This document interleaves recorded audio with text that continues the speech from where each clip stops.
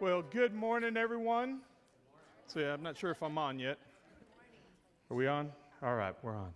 Let's go ahead and open up a word of prayer. Heavenly Father, God, we just thank you so much for this day. God, we thank you for all that you do. And God, I thank you for all these people who are here, the church is represented. And God, just thank you that for this interest in being able to take care of individuals with special needs. God, I pray that you will bless these amazing families and just help us as the Big C Church be able to stand up in the gap and be able to help these families and let them know that the church is a place that they can come to and be loved on and be cared for and know that the church needs to be inclusive and include them and not turn them away.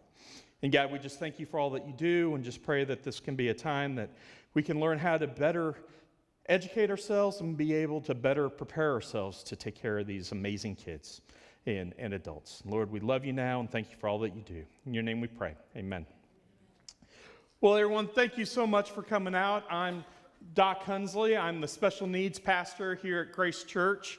I'm the founder of SOAR Special Needs Ministries. SOAR stands for Special Opportunities, Abilities, and Relationships. And we founded SOAR 4 years ago and started that in September of 2011. And first, give you a little bit of background on me and who I am. First, no, my real name's not Doc. My real name is Stephen. Everyone calls me Doc because I'm actually a retired pediatrician. I worked in a pediatric ER and taking care of kids, and I kept getting sick and almost died and was forced to hang up my stethoscope permanently, went out on long-term disability. And at that point, I then took the hardest job I ever had in my life, and I became Mr. Mom. I took care at the time my 2 boys. And my first day back from paternity leave of my second son, Mark, being born was when I was informed that I had to go out on long-term disability. And I will stand up for any of our stay-at-home moms here. That is a very tough job and harder than you would ever imagine. But anyways, I was blessed to be able to help take care of my boys. And then life was going on well, and want to show you my inspiration. Next picture here is my whole inspiration for everything. This is my son, Mark. He's better known as Bubba. He's my little mini-me. And Mark was the one who I said when I found out I had to go out on disability, he was the one who was just born. When Mark was 8 months old, he had a seizure that lasted over 4 hours. And my wife is also a pediatrician. We met at med school. And sometimes too much medical information is a bad thing. And long story short, by the time he was about 18 months, we got the diagnosis of Dravet syndrome, which is a very rare genetic seizure disorder. Fast forward a little more, by the time he was 2, we got the diagnosis of autism.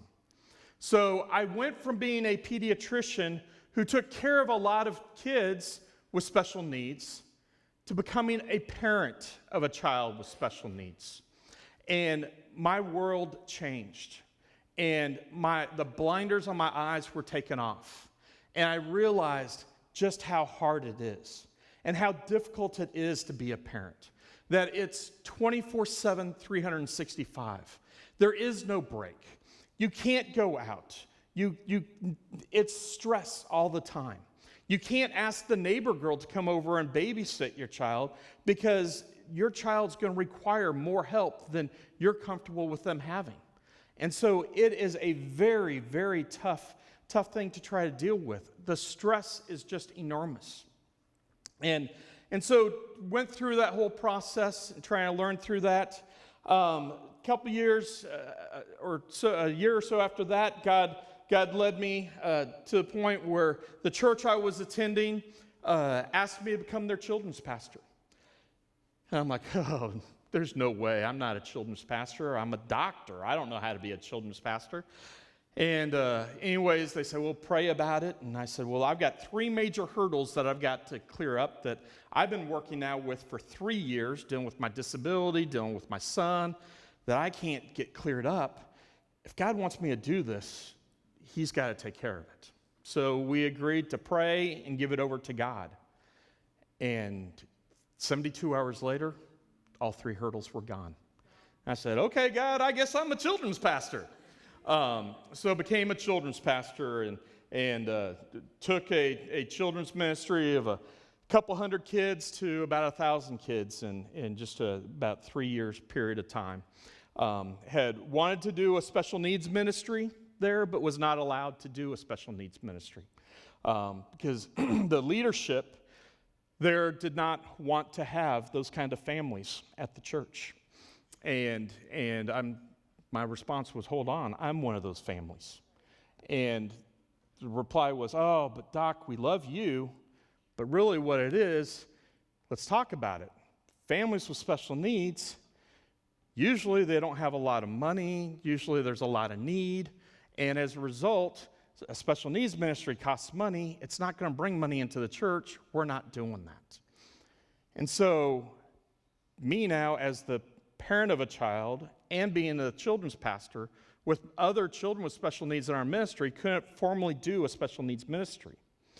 And it was hard. So I've worked in what you would call there a hostile environment, trying to figure out how to do special needs. Later, God blessed that and allowed us to do an adult special needs ministry because we had 3 adults with special needs who were vocal during service that we didn't want in service. So we were allowed to start a special needs adult class to do. And that was my first start with starting special needs. Well, with my son Mark, 5 years ago now, he was cured of his autism and his Dravet syndrome when he was born into heaven at the age of 5.5. In just 2 weeks, he would have been 11 years old. And so God blessed us with Mark for 5.5 years. He taught us all so many things, and truly we were blessed. We became better parents. We became better individuals, seeing life through the eyes of a child with special needs. Mark had very few words that he could say.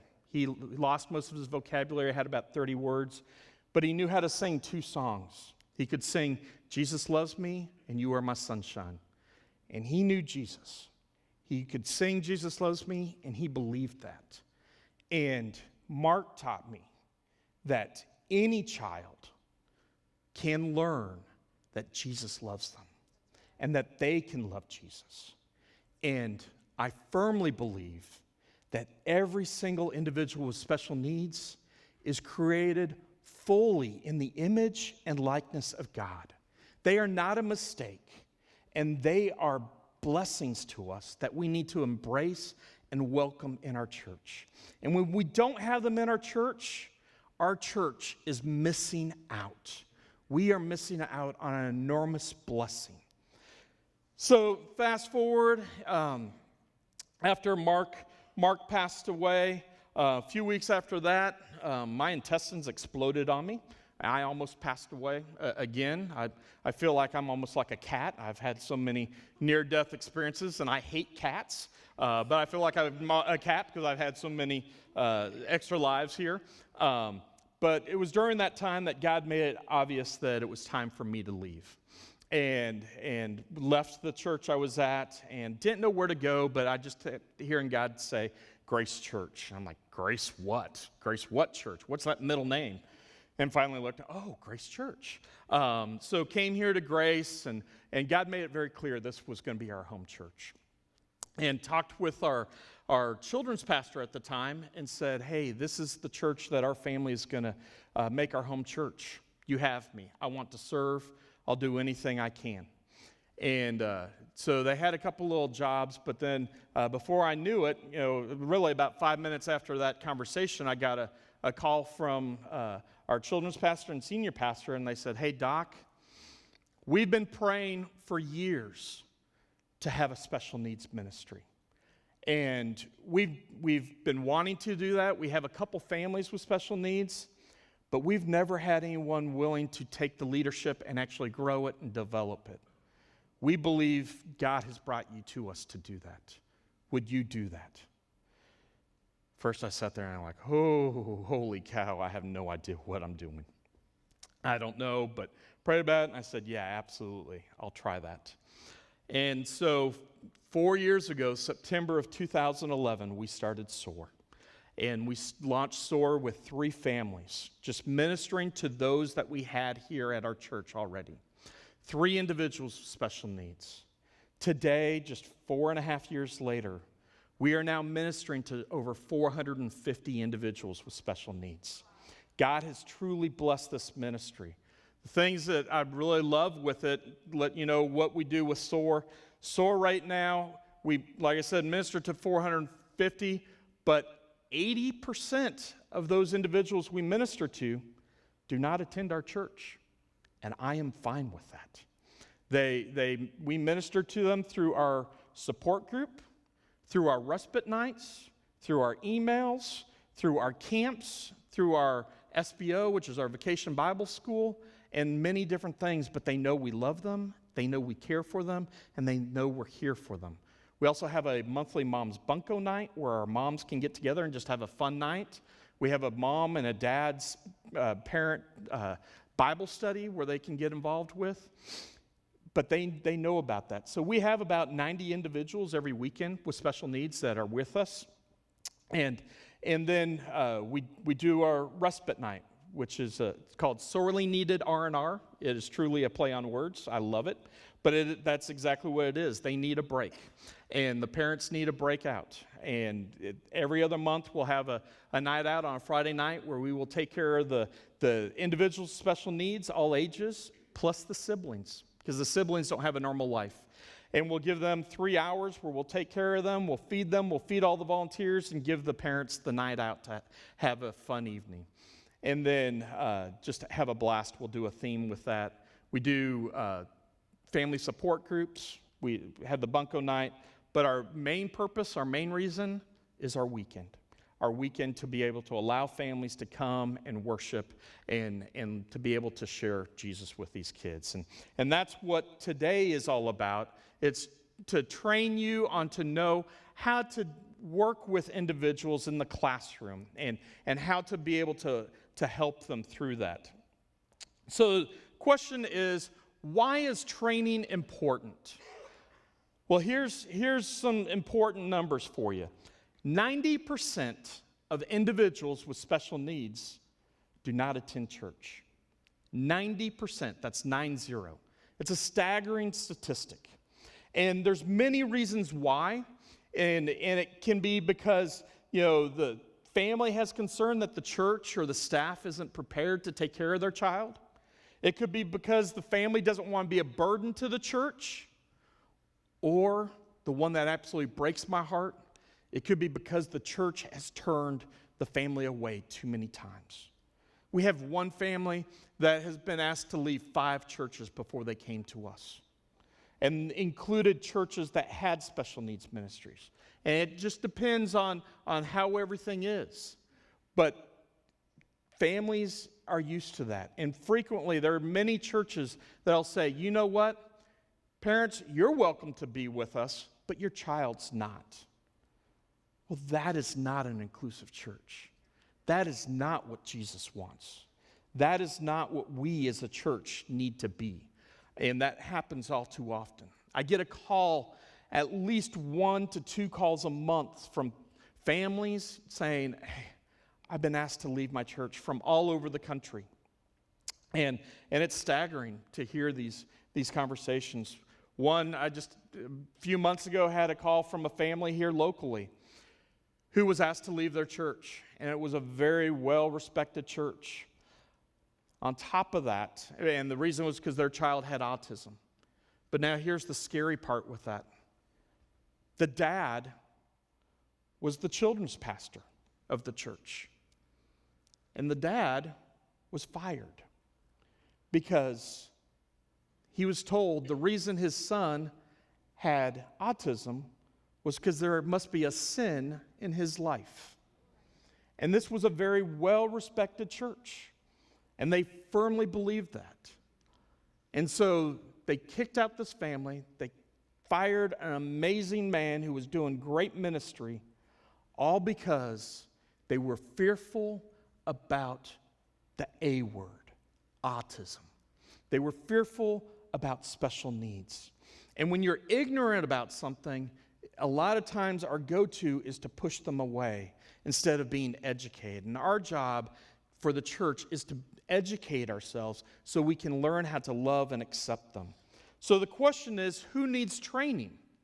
Well, it's more than you think. Obvious, we need training if we're going to be working with the individuals with special needs. But it's more than that. Well, you know what? I believe everyone that works in children's ministry or student ministries needs to be trained. Because here's the deal. There's going to be a lot of individuals with special needs that you don't know about. Because parents are afraid to tell you they have special needs because they don't want to be kicked out. So they're never going to tell you that their child has special needs, and they'll just put them in there. Or they may say, oh, it's okay, it's just ADHD, when it's really autism. So they all need it. But it's more than that. You need to have anyone who could come in contact with any of your first-time visitors. That would be security, any of your church greeters, your information desk volunteers, your parking lot attendants. We've got here at Grace, we have trained our parking lot attendants.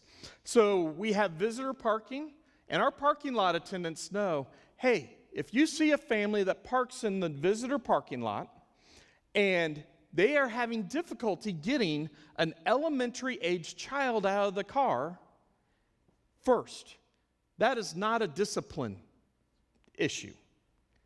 That is going to be probably autism or special needs. Remove the discipline out of your mind. Just because the child appears normal, and again, you see my son, the face of autism is that of a normal child, of a neurotypical child. And frequently people will think, oh, it's behavior. So our parking lot attendants know that's not going to be behavior, that's probably special needs. And they now know to walk up to the family, go ahead, stop what they're doing, they're going to walk up to the family and just start offering assistance. And it's as easy as this, just go up. Hey guys, is this your first time here at Grace with us? Go, yeah, it is. Well, hey, can I help you with anything I can do? And usually by that time they're getting them out. They're a little embarrassed because they're having problems. But he's not going to address the issue there. I'll say, no, it's fine. And then he'll start talking to them. Well, so glad to have you here with us.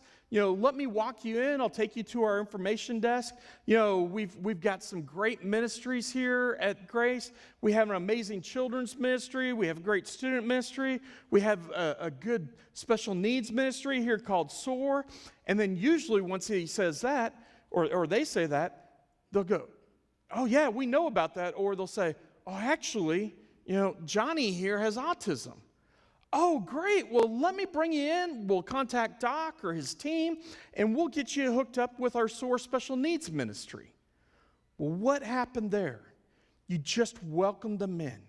You just helped them feel that they are now going to be included in the church. They're not being judged because they had a problem getting that child out of the car. They're welcomed. They're having their cares met.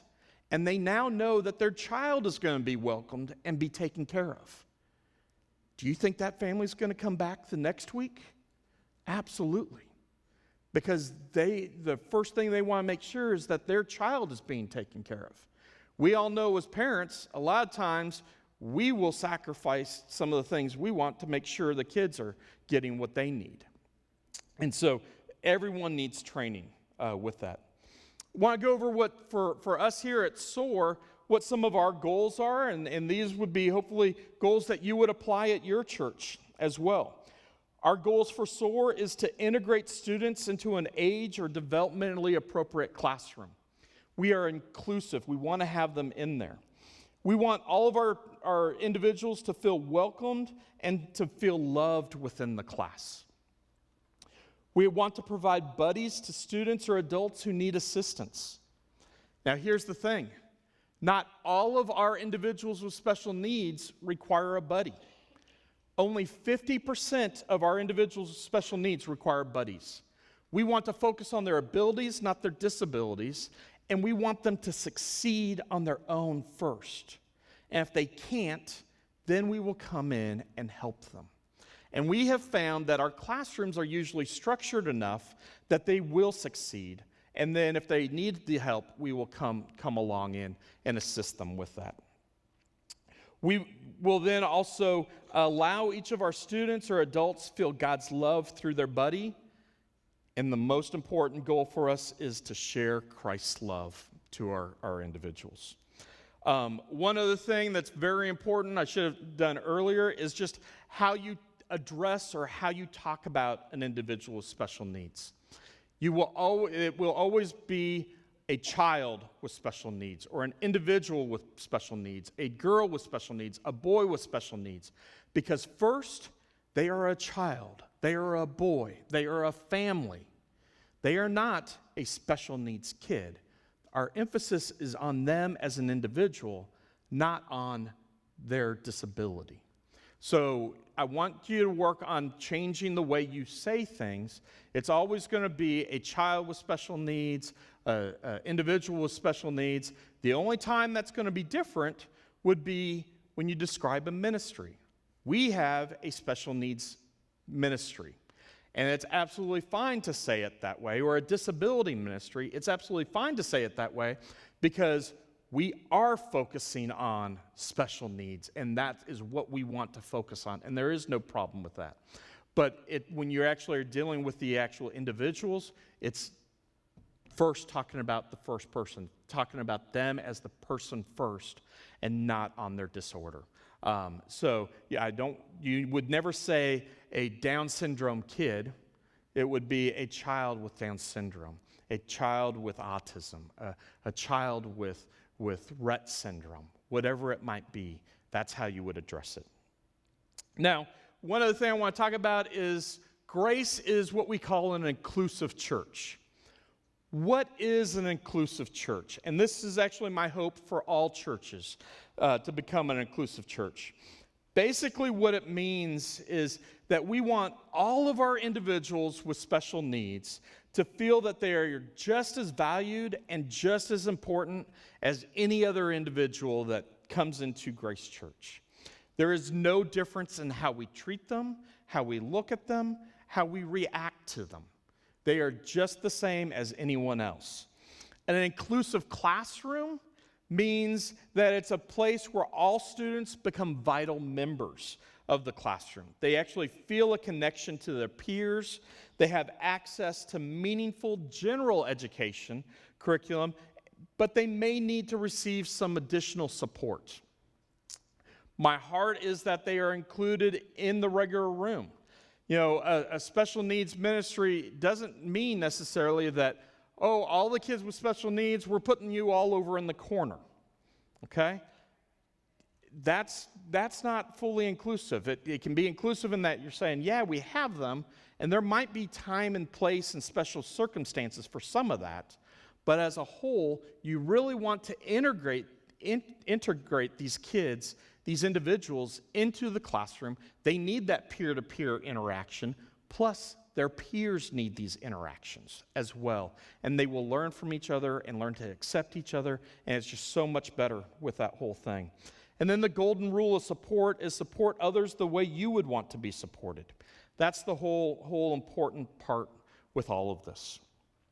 For SOAR, our mission here is to impart the Word of God into the hearts of all individuals in an engaging and understandable manner, and to teach them to love, to know, and to honor God. And our vision is to help everyone to become an outward-focused follower of Jesus. And yes, an individual with special needs can become an outward follower of Jesus. And what does it mean to be an outward follower of Jesus? Well, part of that is serving. So we loved seeing when our individuals with special needs are serving. And that can be part of it. And as you grow, as you do things, that will be part where we can actually see our kids serving and doing things. What are some of the other things we believe? I've already mentioned some of it. We believe that all people, and that includes all individuals with special needs, are created in the image of God. And that's based on Genesis 1:27. We believe that God is sovereign even with our disabilities. That's based on Exodus 4:11. We believe that we serve Christ by serving others. That's Matthew 25:40. And we also believe that we need to look past the disability to the person that God has created. And that's 1 Corinthians 12:27. Next, I would want to go over the role of the buddy. A buddy is the person, they're like a shadow for the individual with special needs. You're the assistant, you're the sidekick with them, and you're going to be there to help them out, help them through things. And there are several roles, but one of the first roles is that it's your job to share the love of Jesus with your individual. You're also there to ensure their safety. You want to make sure they're not doing things that's going to get them into trouble or have them get hurt. These kids might be pulling down things. They might be opening doors, getting in things they shouldn't. Your job is to guide and direct them, help them out. So you're actually a guide on their side.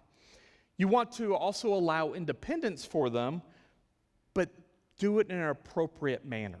Allow them to be independent, but to a point. You want to help the individual get the most out of the teacher-generated curriculum. As a buddy, it's not your job to necessarily be teaching the curriculum, and that's how we have it set up here with SOAR. It's not your job to actually be teaching the curriculum. Our main teacher in our children's ministry or our preschool or will be doing that. But your job is going to be helping keep the individual you're working with engaged and part of that. You also want to encourage your individual that you're buddying to interact with the peers that they're working with that's in the classroom. And my big one is you want to focus on their abilities, not on their disabilities.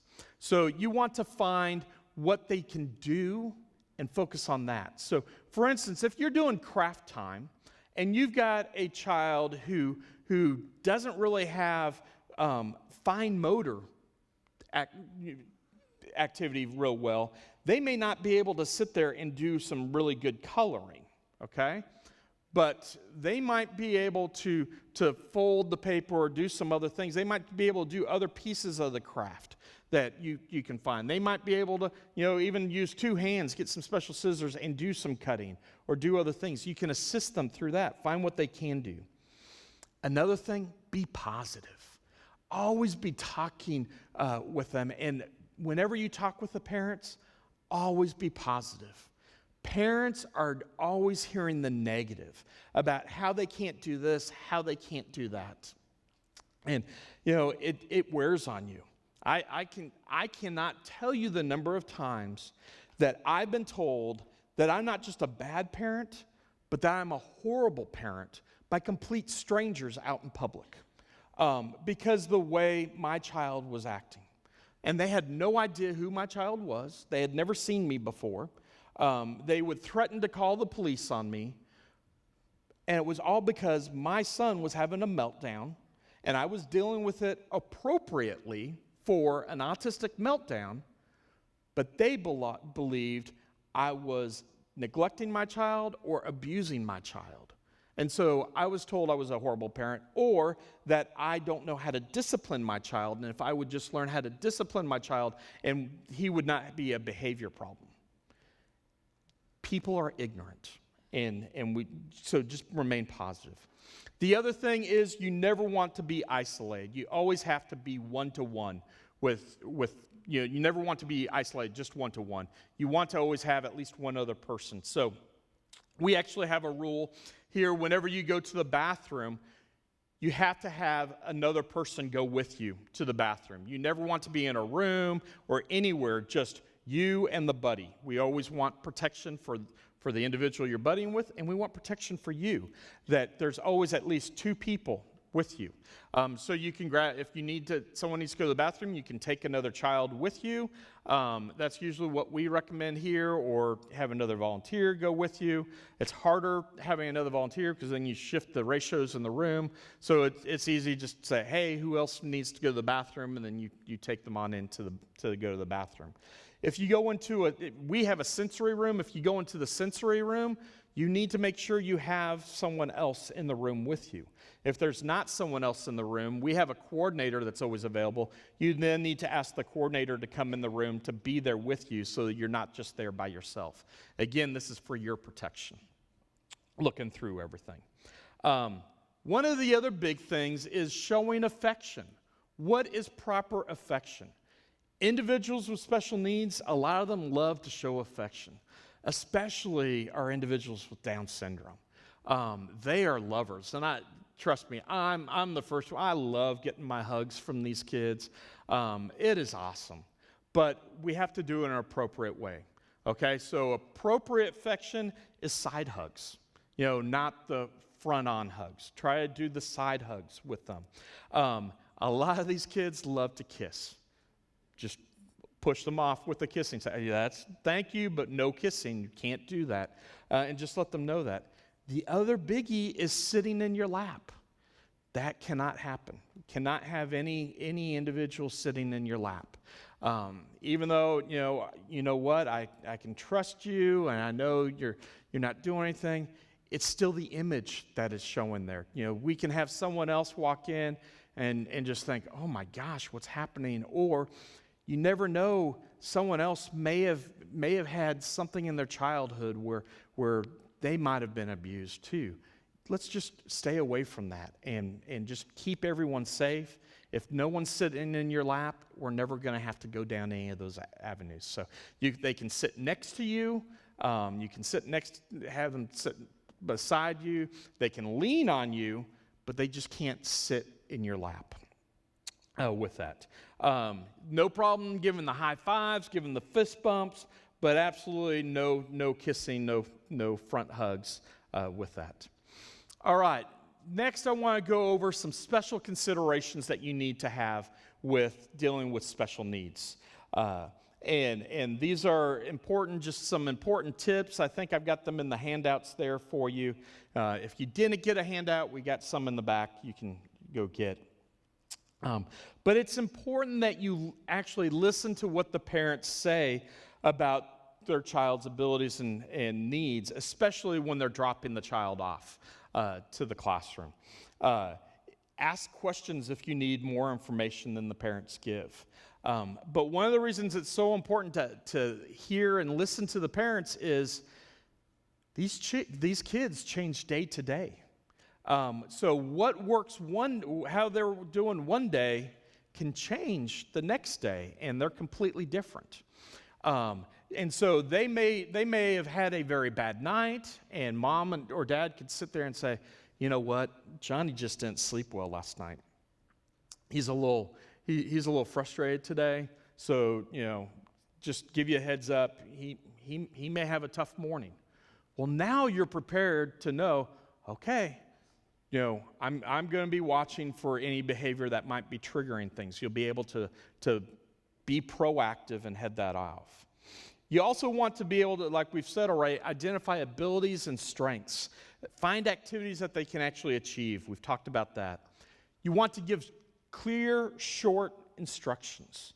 Don't give these long instructions. They're not going to be able to follow it, and honestly, most of us can't follow long instructions. So, nor can other kids usually in children's ministry. So give short, clear instructions. You need extra patience. Just be patient. Don't get upset when they're not getting what you're trying to do. Just be patient. But at the same time, give a lot of praise, be encouraging to them, build them up. They want to hear that. Here's another thing, and I give you complete permission. You must be firm with limits and set them. And these are actually set to provide safety for the individual and others. It is absolutely fine to tell an individual with special needs not to do something. And you can actually warn them, if you do that, you're going to have a timeout, or you're not going to get to do this. It is okay. There is nothing wrong with doing that. And they need to know that there are limits, and they're going to go through that. It is important. They need to know there's that structure, and they need to know there are those limits and what those are. They are going to try to push them. And I've got a lot of kids who they know they're not going to be able to get anything by me. I walk in, they're messing around, and immediately they sit down. They're all good right away. I walk away, and they know they're going to walk all over the buddy they're with because their buddy doesn't want to hurt their feelings. They want to be a friend. If you are truly a friend to them, you are going to set the limits. It's just like being a parent. If you are going to be a good parent, you're going to be setting limits for your child. It's no different with being a buddy. You need to set those limits. When you're giving choices to the kids, you want to limit to 1 to 3 choices. I actually prefer 1 to 2. Just make it simple. Hey, Johnny, do you want to do this or this? Hey, should we do this, or do you want to do this? Or, hey, do you want to do this or this? They can't follow that. They can't process all that, and it's too hard. So just give them 1 to 2 activities or items to do. If you see that they are getting frustrated, help them. Come alongside them and kind of help them along, but still encourage them to do what they're actually able to do. Don't just take over and do it because they're frustrated, but you can actually help them through it. The other thing you need to do is actually engage in the activities with them and help them engage with the peers. Again, that's a huge thing to be there with them. And one of my big ones is play and have fun and enjoy yourself. I promise you will be blessed working with these amazing kids and adults. You will be more blessed than you could ever imagine. Sometimes you're going to be worn out. You're going to be tired. You might have a tough day, but you will be blessed, I assure you. One of my big pet peeves, never talk about an individual as if they're not there, all right? Just because someone is nonverbal or someone is even in a vegetative state doesn't mean they cannot understand or know what's going on. So never, ever talk about them as if they're not there. Give them the respect that they are due. They deserve just as much respect as you and I do, so give that to them. Don't talk about them in front of them, and honestly, there's no need to talk about them to other people, all right? They are wonderful, amazing individuals, and there's no need to be doing that. At the same time, we need to teach the other children, the other students that are in the class to be accepting and loving of them and how to set a good example for them. And then lastly with it is accept the individual as the child of God who is uniquely and wonderfully made, because they truly are. All right, next we're going to go through some crisis prevention techniques before we get into our scenarios, and that'll help us know how to go through some of these. Crisis prevention techniques, these are vital to know how to deal with any behavior that comes up. The first and most important thing to know is be proactive. It's a whole lot easier to act before the behavior is out of control. So it's becoming aware when the things start to trigger and start seeing things happening than it is to wait until things get worse. So how do you do it? First, it's being empathetic. It's actually paying attention. Well, how do you pay attention? Well, you need to get down on their level.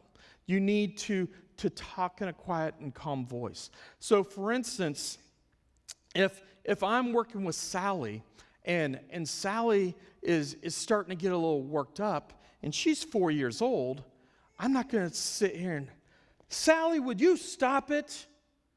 No. I'm going to go, hey, Sally. I'm going to look in her eyes. What's going on, honey? How's it going? I'm going to make that eye contact. I'm going to talk in a calm voice. And what that does usually is just helps calm things.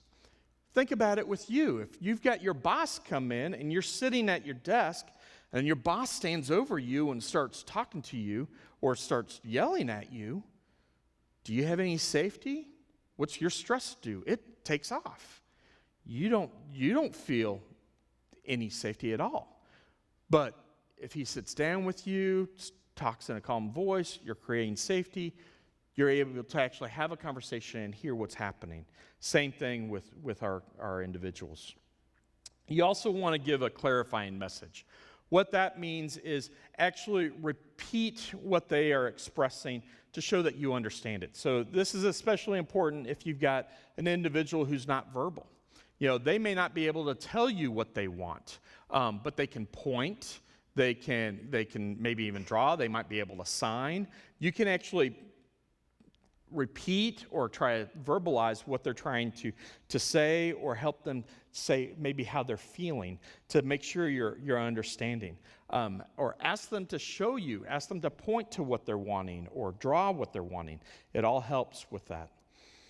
Sensory stimulation is another one. A lot of times our individuals with special needs, they may need a sensory break. They can start getting tense, start getting worked up, and you'll see it. They might start having hands over the head, just doing all kinds of things. They might start flapping, these are called stimming behaviors.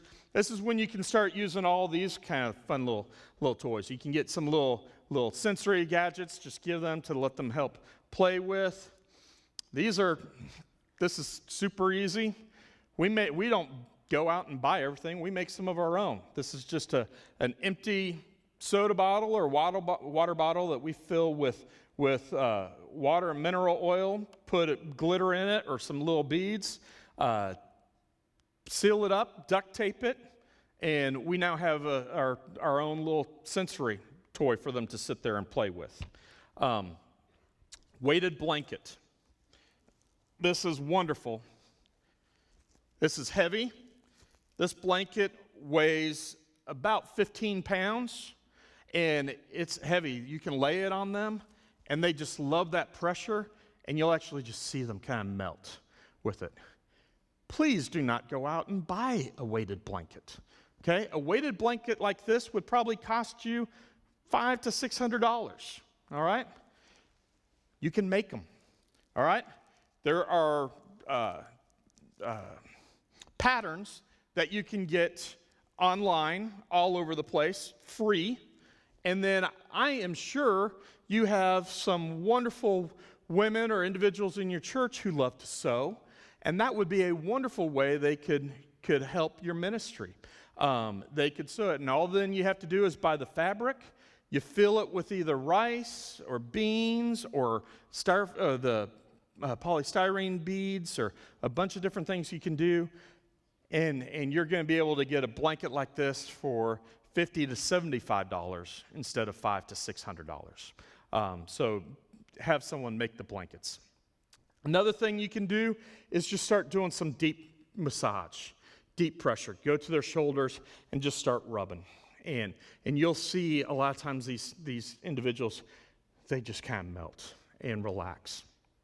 However, with saying that, you will have some individuals who have sensory integration disorder where their senses are out of whack.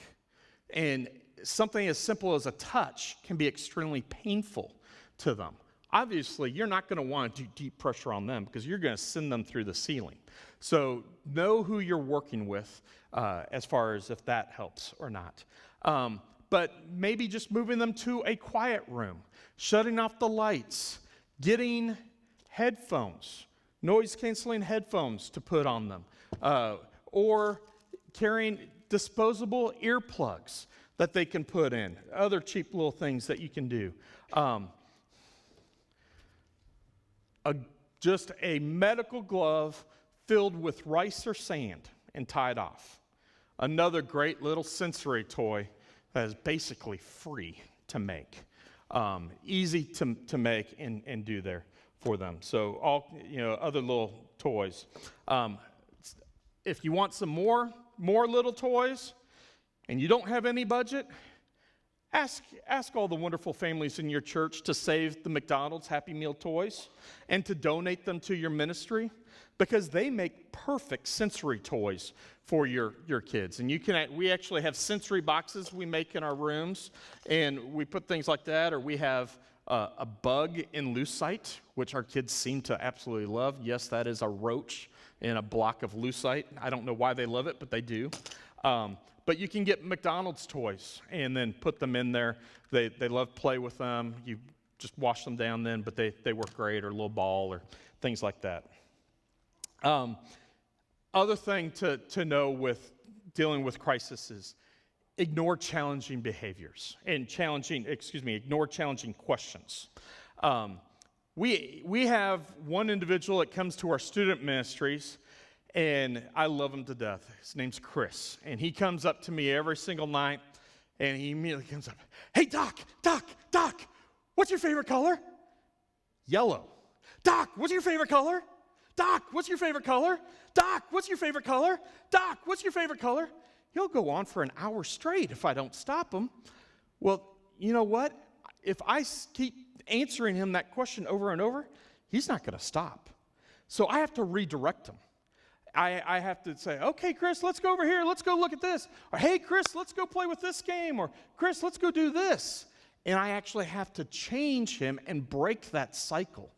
Ignore the challenging question. You don't have to answer every single question that they're throwing out at you with that.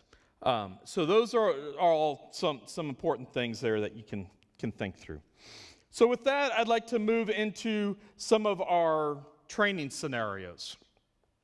And these are some scenarios that we'll go through.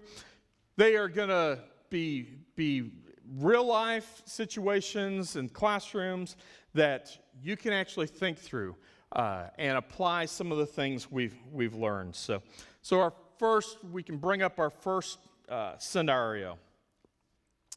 The teacher instructs the class to have a seat because it is time for circle or group discussion to occur. The student that you are working with, however, refuses to have a seat and starts to get agitated. What do you do? So first, I want you to just kind of think through your head, what might be some things you would do? How would you handle that? All right? Well, a couple things. Let's think through what we've talked about. First, get down on their level and talk to them. Talk in a quiet voice, stay calm, and let them know what's going on.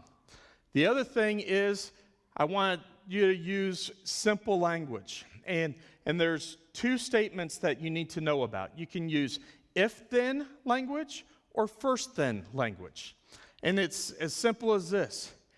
"Hey, Freddie, first, we're going to sit in circle, have our story time. Then we're going to get to go have snack." So you're letting them know what's going to happen. They know if they sit here, then they get to do that. If it's a child who can read, you can also write it out and have them read it back to you, because that'll help some of the kids in understanding that. You can have them, if they're verbal, you can have them repeat that if-then or that first-then statement to help them with it as well. Another thing, if you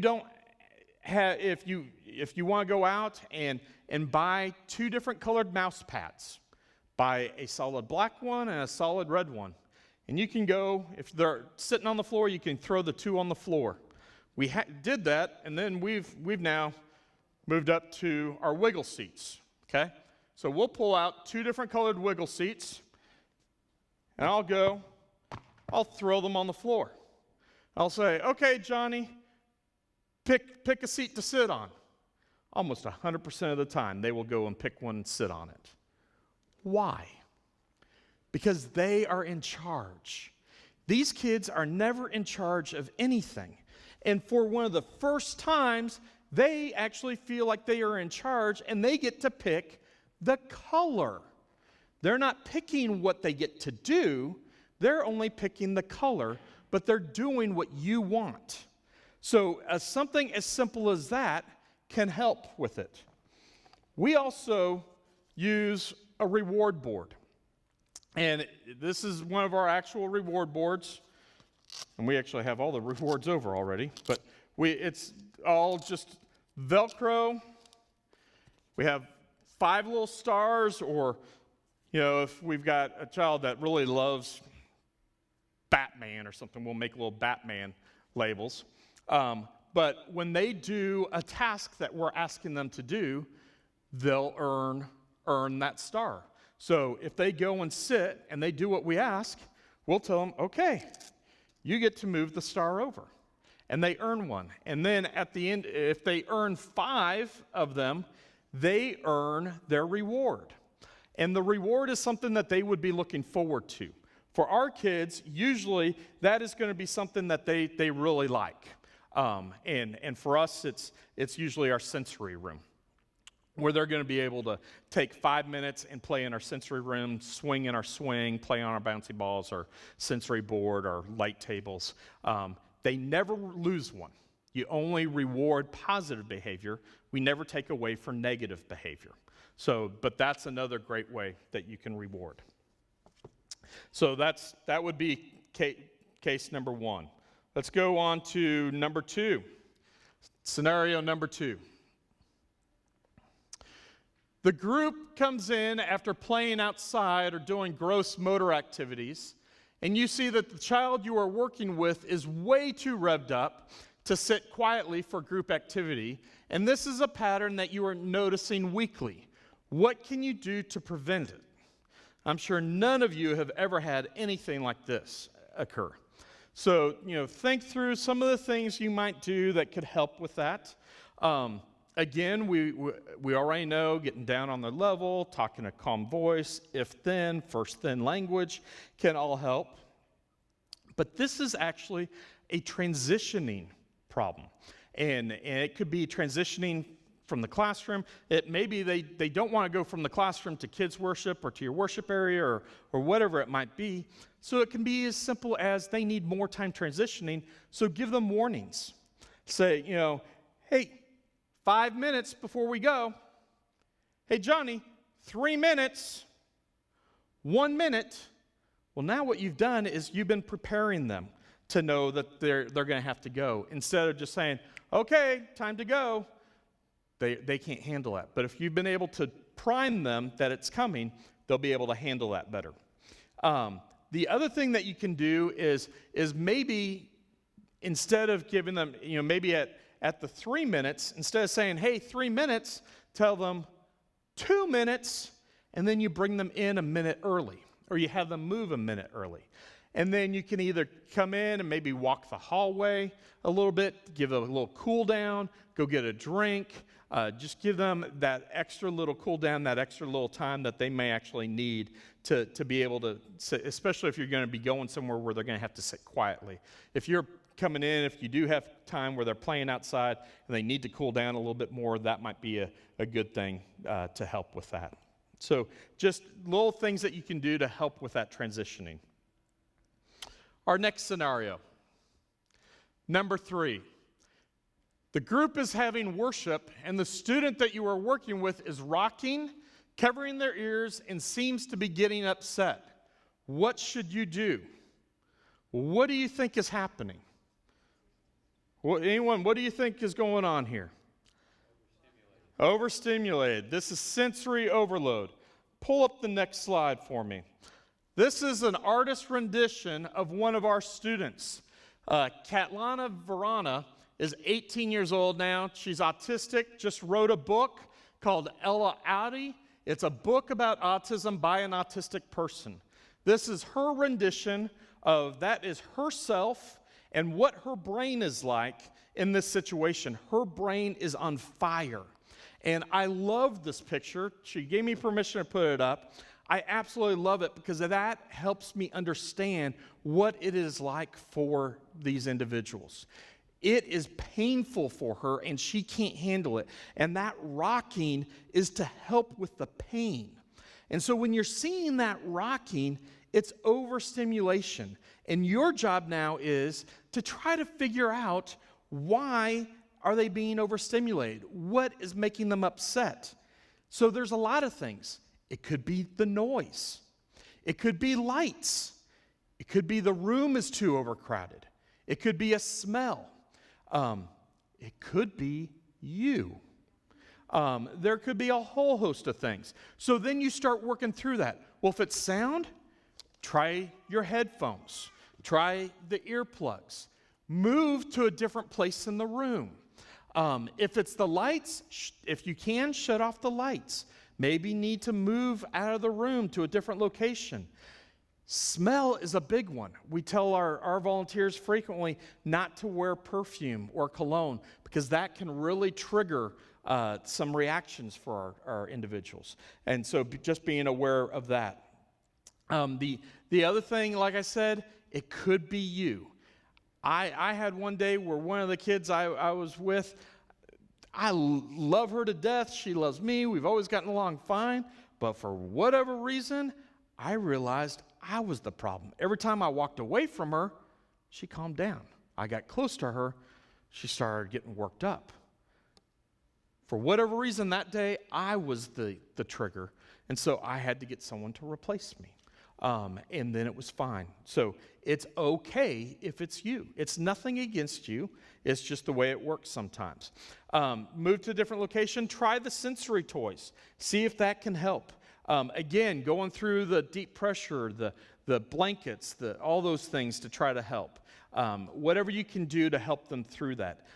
If you are in like a kids worship area where they're doing singing that, if you can pull them out of the room, maybe where they can see through a window, or if you have a live stream capability where they can still watch it through video, those would be other great possibilities for you to see.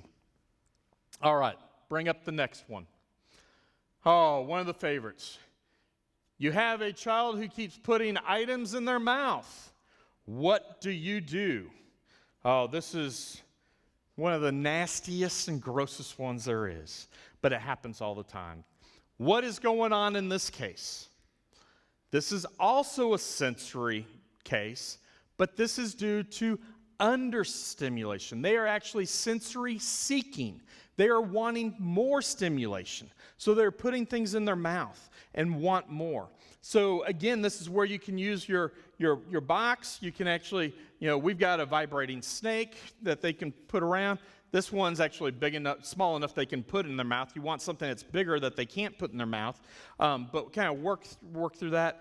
Get big items that they can't put in their mouth. Talk through them about that. Just remind them, verbally, hey, quiet hands, no mouth. You can actually say that, or just tap their hand just to remind them, or just, hey, what goes in your mouth? Because they just need some of those reminders. They don't even realize they're doing this sometimes. Because they might be biting on their own hand. A lot of these kids will have calluses on their hand. They may be biting on their shirt or on other things like that. If it's almost time for snacks, maybe doing snacks a little early would also help with that. But here's the other thing. If it's a continual problem, talk to the parents. Because I promise you, your ministry is not the only time they're doing this. They're probably doing it at home, and they're probably doing it at school. And I will frequently talk to the family and find out they're doing that. And it sounds weird, guys, but I will ask, does your child have a bite toy at home? And usually the parents go, well, yeah, he does. And it is a bite toy. It's a toy. It's not a dog toy. It's actually made for humans to bite on and chew on. And I'm like, great. Can you start bringing that for him? I will not buy bite toys for my ministry because they're nasty. I don't want to clean them and take care of them. They need their own. So they will bring it. I ask them to bring it in a little Ziploc baggie where they'll have their name on it. They'll give it to the buddy, and when they're starting to chew on things, they need it. The buddy will open it up. The kid can pull it out and put it back in themselves, but then they'll have that to chew on, and that's going to be an acceptable thing for them to chew on. If they do chew on any other toys or anything like that, you're then going to want them to clean those up and clear that up before you go on to anything else. All right. Going to bring up the next scenario, and I want you to just think about this one for a minute before we get into it. So just think about it for yourselves first, and we're going to take just a 2-minute break while you think through this scenario on what you would do.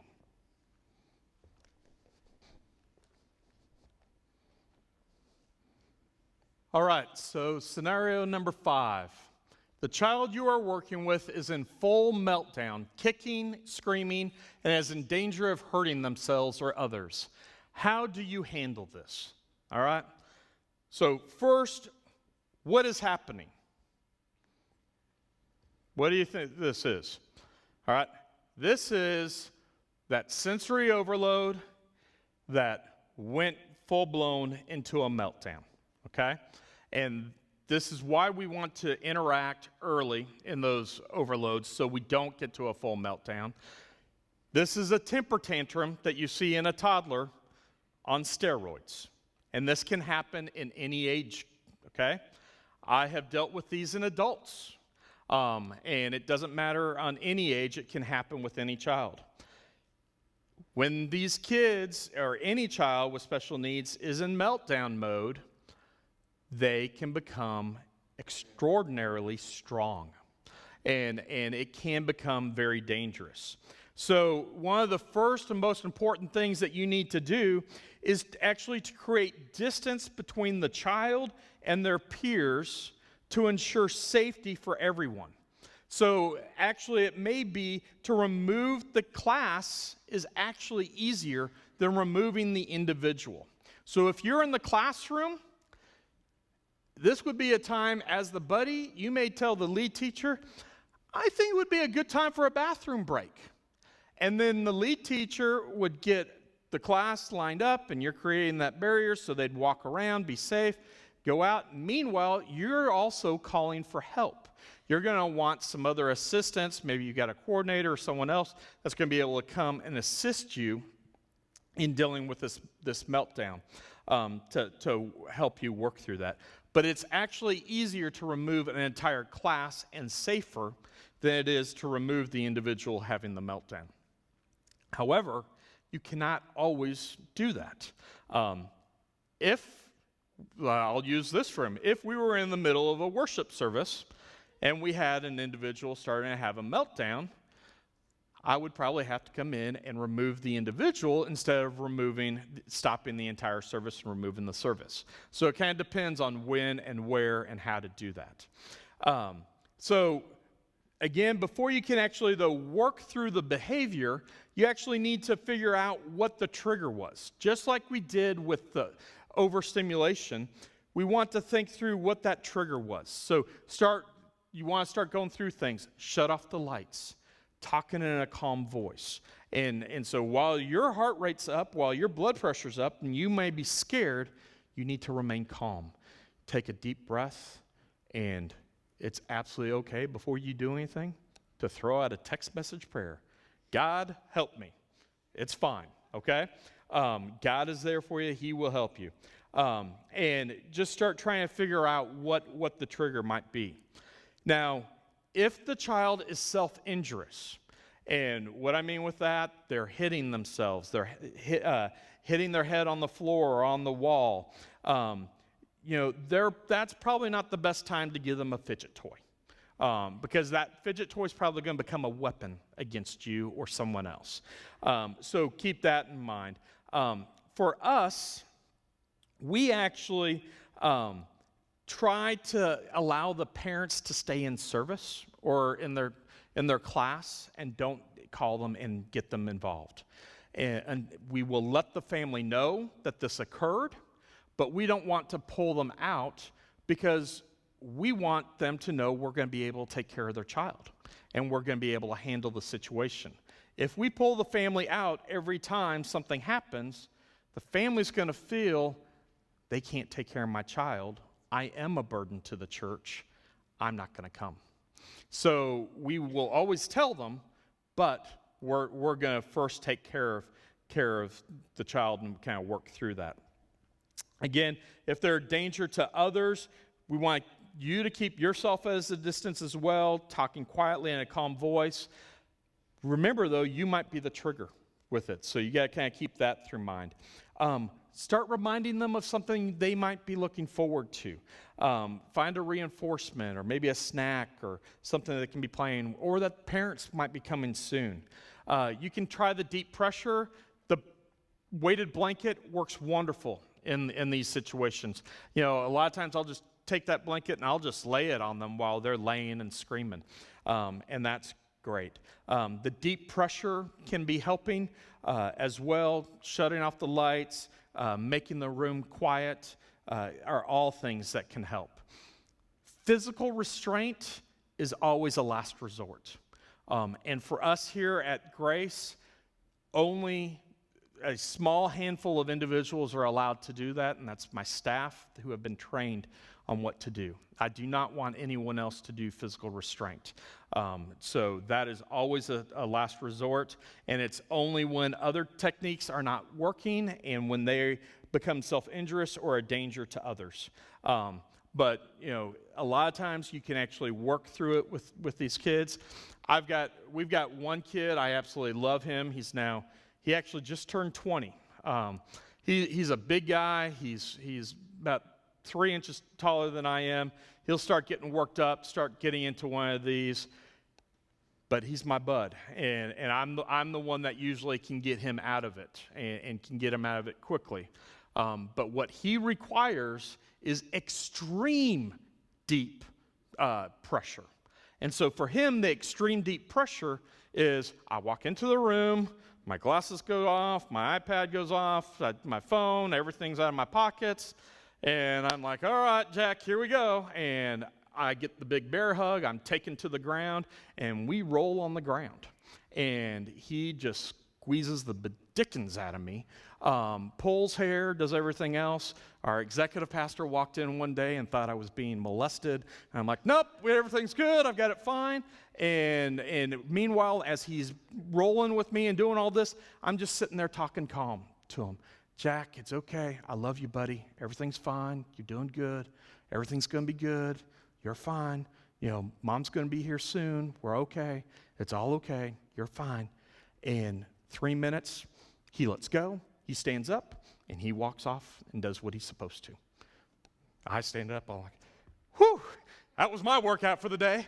But we know him now, and that's what it takes for him. And as learn your kids, you'll learn what works for them. But so that's really not a physical restraint. It's more him hugging me, but I'm also giving him that hug back just because I know he's needing that deep pressure. It's not a restraint. We're not preventing him from going anywhere. So when I'm talking about physical restraints, it's actually holding them down in place, and we will not do that. All right, our next scenario.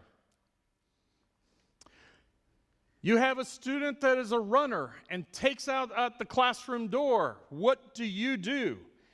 Another term for this is elopement, where the child takes off. This is my son. He was wonderful at it, and I don't know what it is with kids with special needs, but they are grease lightning. They are so stinking fast, and you can never keep up with them.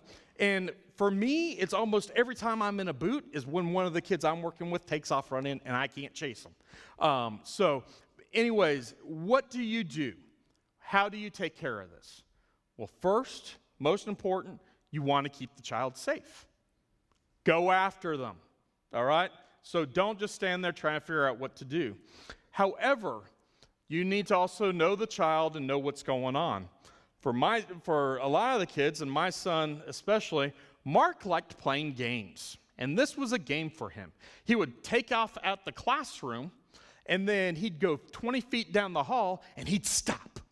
And he's looking behind his shoulder and smiling ear to ear, just waiting for you to come. And if you came out the door and stood, he'd stand there. But if you take off after him, he was gone. So we actually had to put a plan into place, and I'd actually recommend that you would figure out an elopement plan for your church.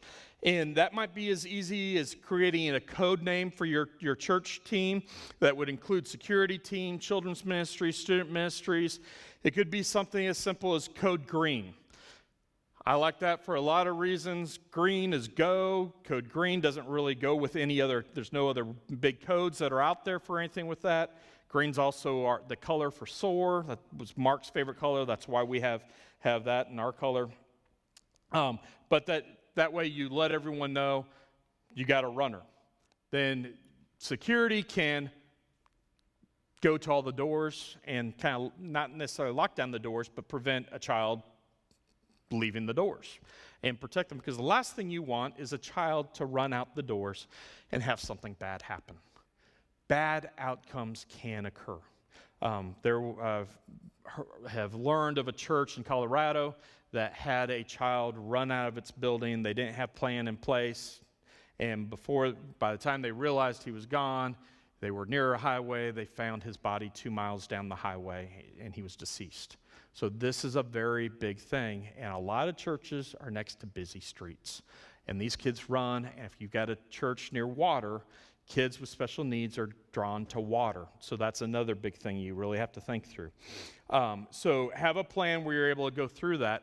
For us, one of the other things is, for like with my son, what we would do, we had, in the area he was in, we had security doors, and then we had a little circular hallway. We would call out the code green, and then one of the other coordinators would walk one way while the teacher would stand there, and then they would come one way, he's standing there, he doesn't see them, they'd take off, and he'd run right into the coordinator's arms. Everything was good. So try and figure out how you can catch them and do that. Now, if this is a problem that persists, especially one of the frequent times for running, you got to figure out, why are they running? What is the trigger for why they're running? Are they trying to escape a task? Are they trying to get some attention from someone else? Or are they just wanting to go and do something else? Try to figure out why they're trying to do that, and then you'll be able to work with that. Also, if this happens frequently, and a lot of times it happens when you actually are going from transitioning one place to another, this then would become a child that you get to hold their hand every time you transfer everywhere. Or one of the things we have found that works great, if you have a runner, a beautiful little 1 foot by 1 foot piece of bubble wrap. Hey, Johnny, we're going to walk to kids worship. Here you go. Give them the bubble wrap. They're not running anywhere because they're walking to kids worship, popping the bubbles the entire way. And they're not running. They're just having a blast, popping away, and you've got them. And you can be right there by their side, but you can then be paying attention to the rest of the class and be having the eye on them as well with that. Again, setting them up, letting them know what's going to happen, using that first then, if then language is all important with them as well. Letting them know reinforcement systems, using the reward boards are all important as well. If the problem continues to happen, again, it's probably happening at home as well at school, so that you can then talk to the parents, hey, what happens at home? What do you do there? What does the school do?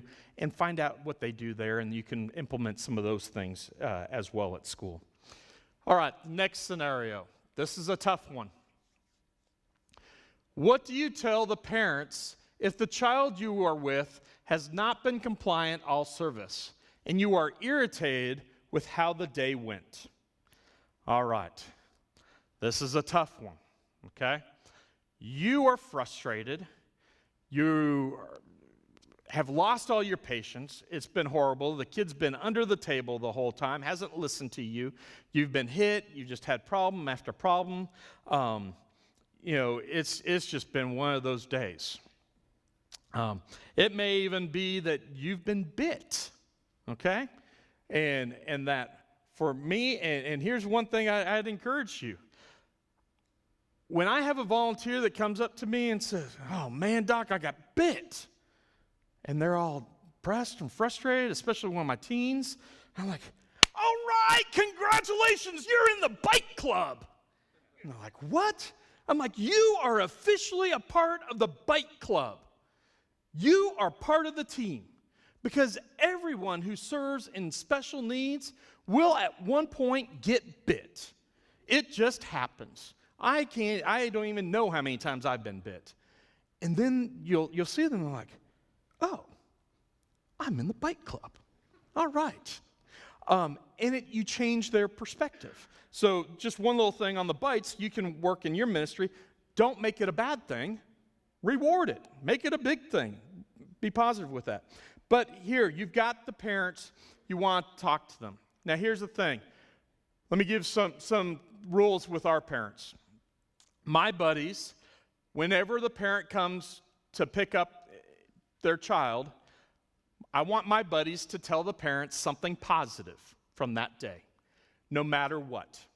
You need to tell something positive that happened. Because here's the deal. A parent of a child with special needs has nothing but negative things happening all the time. And it's very frustrating and very hard. And like I shared about being told I'm a bad parent, a horrible parent. These parents are getting that from school, from the public, from everywhere. The last place they need it is church. Church needs to be a place of refuge where their child is being loved on and cared for. Let me say that again. The church needs to be a place of refuge where their child is being cared for and loved on and taught the love of Jesus Christ. And that is our job. So our job is to tell the parents something positive. And it's vital to do that. And real quick, let me just share one story with that. There was one day a few years ago where one of our buddies got sick. I hopped in the classroom. It was one of our preschool classrooms. And I was only in there about 15 minutes, and the parents came to pick up their son. I'm sitting there, and I'm like, oh, stink, I've got to come up with something positive. I've not been here that long. I didn't really see what, I don't know. And I see them at the door. I'm like, oh, great. I'm like, you know what? He did a great job playing with the other kids today. And I'm going, oh, that was so lame. That was so weak. That was horrible. Oh, I didn't lie. I told the truth, but that was bad. That was a really lame positive thing. Mom sat there and immediately she goes, he what? I said, well, he actually did a good job playing with the other kids today.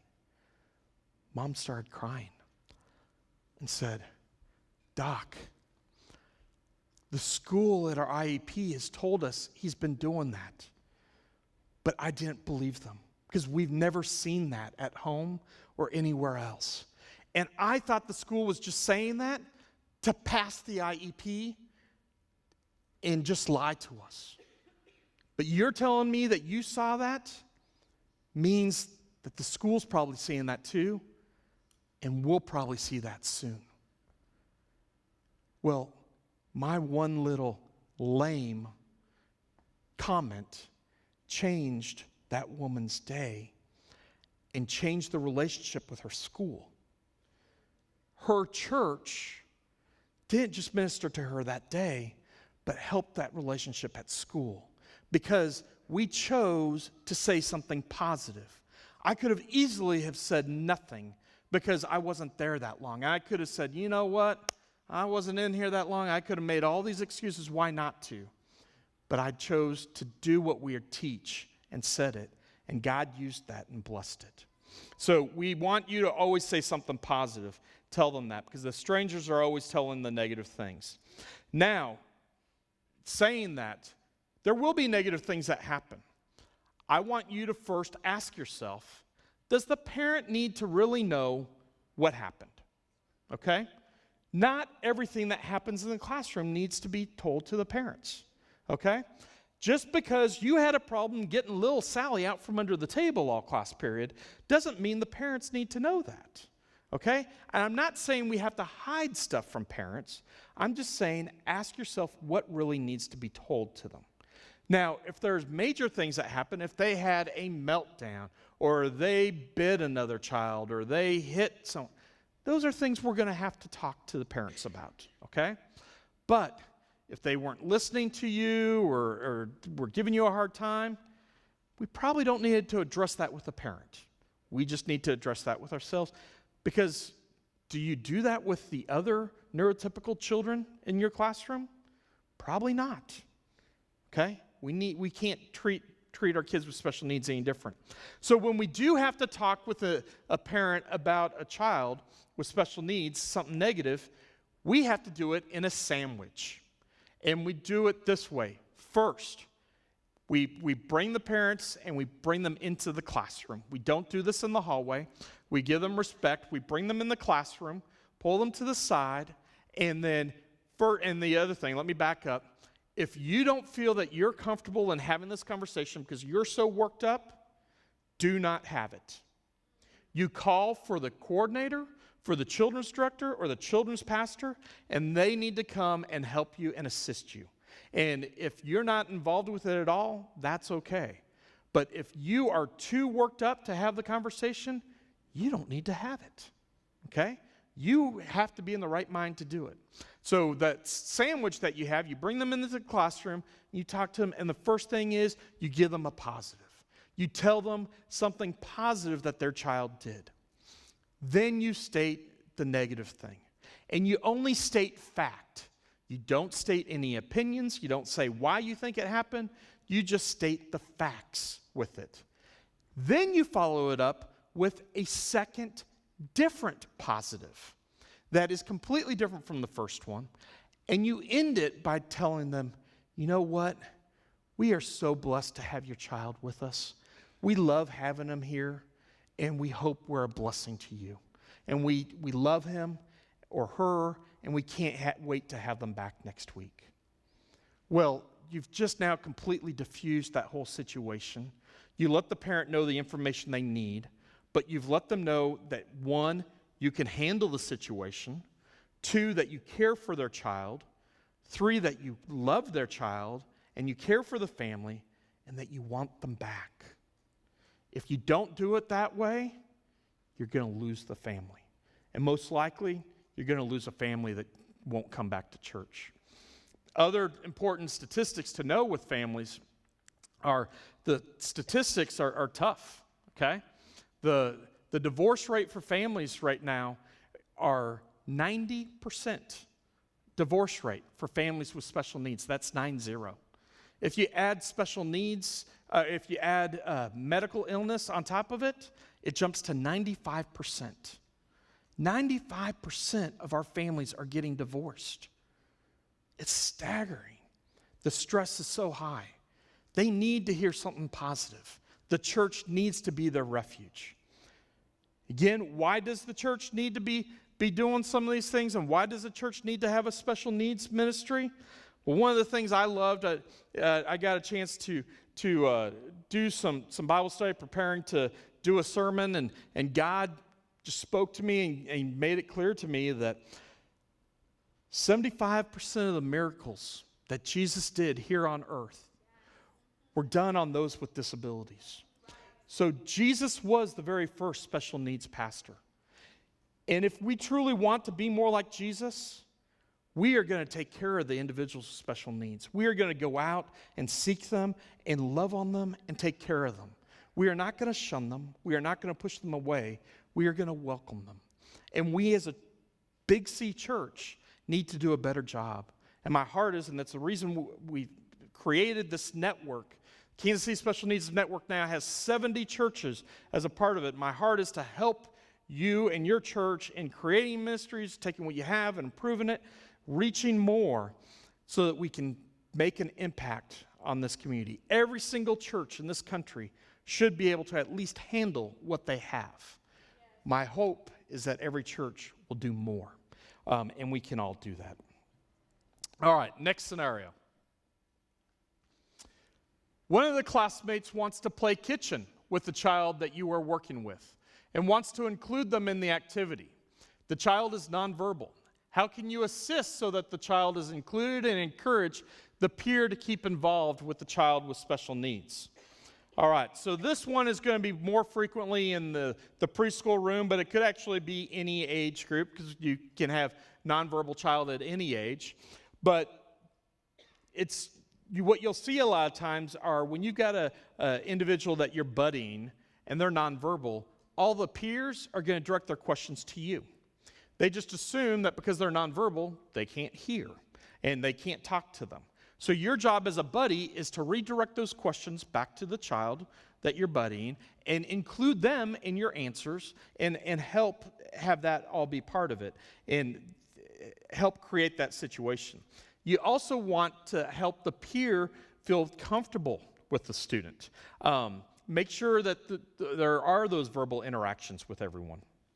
You can actually verbalize to the peer what the nonverbal child is thinking or asking, and you can teach the peer to ask yes/no questions so that the child that you are buddying can actually nod yes and no or sign yes or no, or they may even be able to be verbal enough to say yes or no.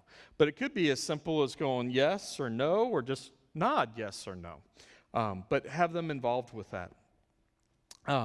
But it's vital that you make sure that the peer is also sharing with the nonverbal student. We want them to be interacting. Bottom line, encourage and promote any social interactions. That is always the win. That's what we want every single time. Our next scenario. You are in kids' worship with a class that the child you were assigned to is sitting or lying on the floor quietly, but not engaged in worship. What can you do? All right, so they're just laying there. They're being quiet. What can you do? And I'm going to talk about this in two situations. Let's first talk about it in like a kids' worship environment where you've got music going. And then I want to talk about it in the classroom environment. So in kids' worship, first, as a buddy, you need to be a model. You actually need to be next to the child. And if they're doing actions, you're doing actions. So you can be doing the actions, the deep and wide and everything else, and help them see that it's fun. You can also kind of come behind them, and if they're okay, you can kind of help them stand up and do hand over hand and help them with all their actions with that, if they're tolerating that. For some children with autism, worship can be highly stimulating, and they might be on the verge of being sensory overload, so just sitting there, laying there, might be the best that they can do. And if you realize that and that's all they can do, let them lay there and let them worship in their way. That's okay. There's nothing wrong with that. But if they don't appear overload, work on them. You can vocalize to them, asking them to help. But if you're going through all that and it's not working, just let them sit on the floor and be engaged in the worship in their own way. They can worship in a different way than what you think, okay? I don't want you to think, well, there's only one way to worship. There are multiple ways to worship, and their way to worship may be completely different from your way, and that's okay. Now let's talk about the classroom. Frequently, you may have a child that's in the classroom. You may have classroom time, and you've got a child with special needs who's on the floor, and he's sitting there, he's playing with the toys or the ball, and he's sitting there quietly, the buddy's there, but they're not making any eye contact with the teacher and just playing, and teachers are going to think, oh, he's not paying attention. I actually had one of our teachers come to me, and she came up to me and said, hey, Doc, I need some help. You know, she's a great teacher too, and she goes, hey, I need help. I've got this little guy in my classroom, and he's just not paying any attention. He's not getting anything that we're doing. His buddy's good, but his buddy's just letting him play and not doing anything. And we need help. You need to do something different. And so I said, hey, can I just come in and observe the next week? And so we did. And ours is set up that we have a kids' worship where we do the main story, and then we come back into our classroom and we kind of recap and do some things and craft and that and there. So we came back in the room, and she was recapping there, sitting on the floor, talking through everything. I'm observing that. And she got done, and she was getting ready to do something else. I said, oh, time out. Can I ask a question? And teacher let me come up, and I asked her, I said, hey, can you let me know who do you think did the best job listening in the class today? And she pointed to this little girl in the very front. I said, oh, you know what? She did. She did an amazing job. And I go, hey, Sarah, can you tell me what your teacher talked about today? What did you learn? And she's sitting there, and this is a first grade or second grade class, and she goes, baby Jesus? Typical Sunday school answer. I'm like, okay, good. What else? Be good? I'm like, okay, good. Anything else? Be nice? I'm like, okay, good. And then I saw, our little guy over on the side, and he's verbal. And so I called over to him, and I'm like, hey, Johnny, can you tell me what the teacher talked about? He never looked up. He kept playing with his little toy and never looked up. Just keep rolling on the floor, rolling all around, looking at it. And he just yells out, Moses went to the top of the big mountain and had this big rock, and God used his finger and wrote these rules on the stone. And then Moses came down from the mountain, and he saw all the people worshiping this big gold cow. Moses got mad, so he threw the big rock on the ground, and it got broken. Then Moses had to go back up on the mountain and had to have God write it again. I think God got mad for having to do it again. Everyone's mouth dropped. That wasn't just that week's lesson. That was the week before's lesson too. 2 weeks' lessons combined. He got it. He knew it. He applied it. And your individual's special needs, a lot of times, they can't make eye contact. It's actually painful for them. And sometimes they need something to focus on to help them actually focus. It's helpful. So part of this is educating our other children's ministry and student ministry teachers to let them know we have to get rid of that thinking that the only way they pay attention is being locked in and listening. Because we proved in that class, the child who listened the best got nothing. But the child who she thought was never hearing got it all. So hope you can pass that on to your teachers and help remind them with that. All right, our last scenario. You have a student who is having a seizure. What do you do? All right, I'm sure this can scare anybody. This can happen at any time, especially if you have children with autism. About 50% of individuals with autism have seizures, okay? And it's vital that you know what to do. First and most important thing to ever do is stop and check the time. First thing, check the time. Look for a clock in the room, check your phone, check the time. This is from a medical standpoint. I cannot tell you the number of times that I worked in the ER that I would have someone come in with a child with having a seizure. I go, well, how long did the seizure last? It lasted 15 minutes. Well, I knew it probably didn't last 15 minutes. But I also knew that it felt like 15 minutes. Okay? A seizure becomes a medical emergency at 5 minutes.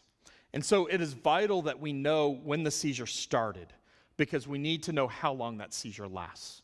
So the first and most important thing you need to do is check the time and mark it so that you know when that is. The next thing you need to do is to make sure that they are safe.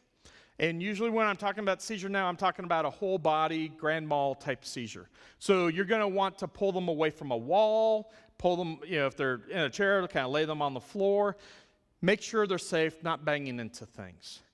Never, ever put anything in their mouth, especially your fingers. If you put your finger in their mouth, say goodbye to your finger. You will have problems. Do not worry about their tongue. That's an old wives' tale. Don't worry about the tongue. It's going to be fine. But just make sure they are safe. Then you call for help and have help come in. If this happens on a regular basis and it's a child that you know has seizures, you don't need to call the parents unless the parents advise you differently. I would not call the parents, and especially if it doesn't last long. But if it's the first time for a child to have a seizure, you don't know about the seizure disorder, it's a case where I would call the parents. Go ahead, call them out of service or wherever they're at. When you call for help, I want one person on each side of the individual. Because when they wake up, it's going to be scary for them. They have complete amnesia of what happened. They don't know what happened. They wake up and they will see two people over them. And they're going to be very tired and very lethargic and unable to keep their balance. Because here's why. Every 1 minute of a grand mal seizure is equivalent to running a full marathon. So if you have someone who just had a seizure for 3 minutes, they just ran 3 marathons, full marathons in a matter of 3 minutes. Their body is exhausted. And so they're going to they're going to stand up and try to take off. And usually they stand up, try to take a step, and face plant right into the ground. So you need to have one person on each side to kind of catch them and then help bring them back down. And then if you'll need to know if you got a child with seizure protocol, parents will tell you what to do, when to call 911. If the seizure's still going at 5 minutes, you need to call 911. That would be the time to call 911 unless your child has another rules for that. All right, last thing I want to pull up. It's important for you to know. It's called Charlotte's Web. And this is marijuana for seizures. I want to talk about this on three parts. I'm going to wear 3 hats for it. I'm going to wear my parent hat, my physician's hat, and my pastor's hat. Okay? First, my pediatrician's hat. I'm opposed against medical marijuana for kids and for seizures. It's not well documented. There's no great studies for it. I have problems with giving a drug that actually kills brain cells when you're dealing with seizures and you already have damaged brain cells. It doesn't make sense to me. I'm quite opposed to it and have a lot of problems with it. Take off that hat. I'm putting on my parent hat. Charlotte's Web is actually for a child, Charlotte, who has Dravet syndrome, which is what my son Mark had. Dravet syndrome is a very rare genetic seizure disorder that is very difficult to treat and very hard. Some of these kids can have 1,000 seizures a day. As a parent, darn right I would try it. I would do anything possible to try to give my child a little bit more quality of life because there's not much for some of these kids. And I would do anything in my power to try to help my child. Most of these kids are on 6 to 10 meds to try to help them with their seizures, and they're still having 500 to 1,000 seizures a day for some of them. They don't have normal lives. They don't have any life. And so if a drug like this could actually give them some normalcy, no matter how long in a day, I'm all for it, and I would try it. My pastor's hat. It is not our job as a church or as a pastor to tell our parents and families what they can and cannot do, okay? We have churches in Colorado who have forbid families to go attend their church because their family has decided to use medical marijuana for their child. Again, the church needs to be a place of refuge for the family to be loved on. We need to support them and care for them. You do not know what it is like in their family. You cannot begin to understand it until you walk in their shoes. You do not need to make that judgment. There is nothing in the Bible that talks about this. You need to let them make the decision for themselves and work on that. It is not your role as a church to make that judgment. You do not tell people in your church that they cannot attend your church because they've had an affair or because they sleep with someone out of marriage. It's not your job to sit there and tell them that because they're using medical marijuana that they can't come to your church. You need to be a support for them and love on them and help them through it. You don't have to encourage it. You don't have to be supportive of that. You don't even have to give any comment on it. I'd actually recommend that you don't give any comment on it. They don't want your opinion. They just want to know that you are there for them and you are going to support them as a church and take care of them as a family and help them because they need a lot of prayer and support. And so Charlotte's Web is something that is becoming more and more common. It's popping up in the news. We've had several things in the news here recently with Charlotte's Web locally. So it's something that may come up in your church. So, guys, thank you so much for coming out. I'll be up front here if you have any questions or if you'd like to see our facilities. I can take you downstairs, show you our sensory room and some of the things we got. One of the things I'm really excited about, we just got a special needs bathroom that has an electronic lift for our changing table so we can handle our wheelchair adults, so I don't have to break my back anymore, which I'm very excited about.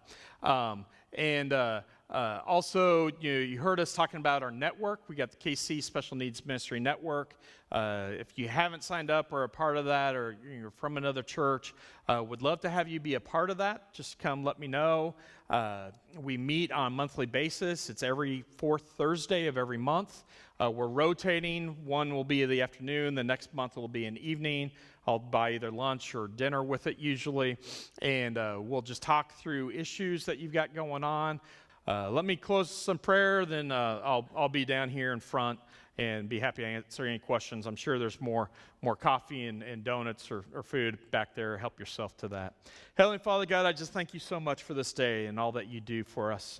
And Lord, I thank you for all the churches represented here today. God, I just pray that you bless them. Put your hand on these churches and ministries. I just pray that you guide them. God, I thank you for the interest that's there. And Lord, for those that are just trying to figure out what do we do? Do we even do something? God, I thank you for that. Lord, I pray that you just give them wisdom and discernment and helping get started. God, I pray that you help use our resources to be able to help them get started and any way we can be assistance.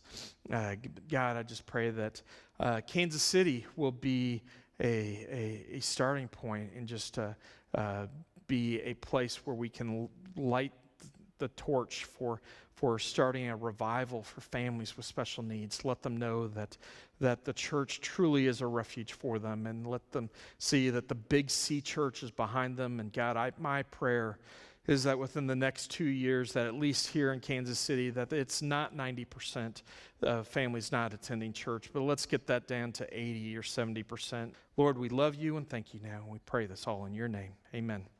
Thank you, guys. Have a great day.